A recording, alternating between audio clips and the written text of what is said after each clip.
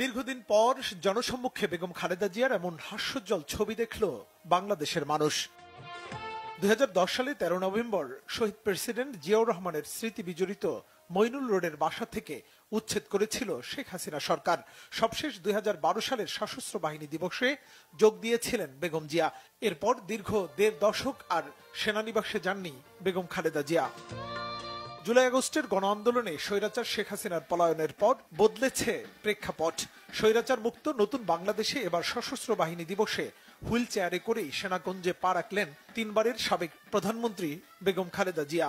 অসুস্থ শরীরে প্রচন্ড মনোবল আর দেশের মানুষের ভালোবাসায় দীর্ঘদিন পরে মানুষ দেখল খালেদা জিয়ার হাস্যোজ্জ্বল মুখচ্ছবি। অল্প সময়ের বক্তব্যে বেগম খালেদা জিয়ার প্রসঙ্গ তুলতে ভুললেন না প্রধান উপদেষ্টা অধ্যাপক ডক্টর মোহাম্মদ ইউনূস। সুস্বাস্থ্য কামনা করলেন সাবেক এই প্রধানমন্ত্রীর। আজ আমরা বিশেষভাবে